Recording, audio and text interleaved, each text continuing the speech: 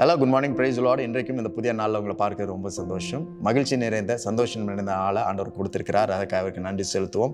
இன்றைக்கும் தேவனுடைய வார்த்தை நம்மளுக்கு பலனாக இருந்து தேவ பலன் நம்மை நிறைத்து அவருடைய பாதையில் நடத்தி செல்வார். அதற்கு உதவி செய்ய பரிசுத்த ஆவியானவர் இருக்கிறார். ஆகவே நாம் எதை குறித்தும் கவலைப்பட வேண்டாம்.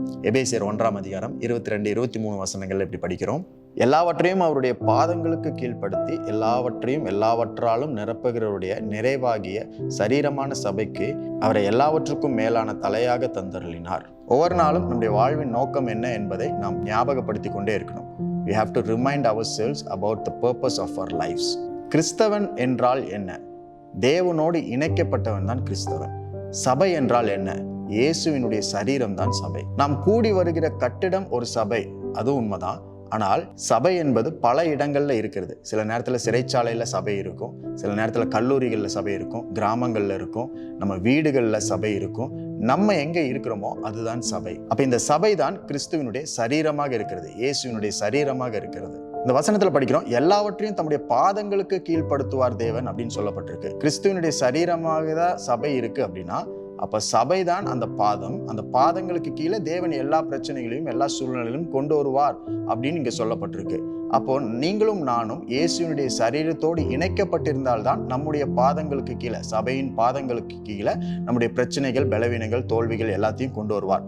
நாம் இயேசுவோடு இணைக்கப்படாமல் இருக்கும் பொழுது எல்லாமே நம்முடைய பாதங்களுக்கு கீழே வராது, எல்லாமே நம்முடைய தலைக்கு மேல போயிடும். இயேசுவோடு இணைக்கப்பட்டிருக்கும் பொழுது அவர் தலையாக இருக்கிறார். அவர் எல்லாவற்றையும் ஆளுகை செய்வார். எல்லா பிரச்சனைகளையும் சூழ்நிலையும் நம்முடைய பாதங்களுக்கு கீழே கொண்டு வருவார். அவரோடு இணைக்கப்படவில்லை என்றால் நமக்கு தலையாக இயேசு இருக்க முடியாது. எதுவுமே நம்முடைய பாதங்களுக்கு கீழே வராது. எல்லாம் நம்மளை ஓவர்டேக் பண்ணி நம்மை ஆளுகை செய்து கொண்டே இருக்கும். இயேசுவுடன் இணைப்பு இருந்தால் எல்லாவற்றையும் நம்மளால ஜெயிக்க முடியும். ஏனென்றால் கண்ட்ரோல் பண்றது அவராக இருக்கிறார், தலையாக இருக்கிறார். ஆகவே இன்றைக்கும் கிறிஸ்தவன் என்று சொல்லுகிற நாம் இயேசுவுடன் இணைக்கப்பட்டிருக்கிறோமா அப்படின்றத நம்ம ஞாபகப்படுத்திக்கிட்டே இருக்கணும். அப்படி இணைக்கப்பட்டிருந்தால் எல்லா சவால்களையும் பிரச்சனைகளையும் நம்மளால ஜெயிக்க முடியும், வெற்றியை காண முடியும். இணைக்கப்படவில்லை என்றால் நம்மை இணைத்து கொள்ள வேண்டும். அதுதான் சபை, அதுதான் சரீரம், அதுதான் இயேசுவுடன் இணைக்கப்பட்டவன், அதுதான் கிறிஸ்தவன். அப்ப இன்றைக்கும் நம்மை நாமே செக் பண்ணி கொள்ளுவோம். இயேசுவோடு இணைக்கப்பட்டிருக்கோமா அப்படின்னு செக் பண்ணிக்குவோம். இணைக்கப்பட்டிருக்கிறோம் அப்படின்னா எல்லா பிரச்சனைகளையும் சவால்களையும் தேவன் உங்களுடைய பாதத்திற்கு கீழே கொண்டு வருவார் அப்படின்றது தான் இன்னைக்கு உறுதியாக தீர்க்க தரிசனமாக ஆண்டவர் சொல்லுகிறார். ஒருவேளை இணைக்கப்படவில்லை என்றால் நாம் அவருடன் இணைத்துக் கொள்வோம், பரிசுத்த ஆவியானவரோடு இணைந்து செயல்படுவோம், தேவ வார்த்தையோடு இணைந்து செயல்படுவோம். மிக விரைவாகவே எல்லா சூழ்நிலைகளையும் பிரச்சனைகளையும் தேவன் உங்கள் பாதங்களுக்கு கீழே கொண்டு வருகிறதை உங்களால் பார்க்க முடியும்.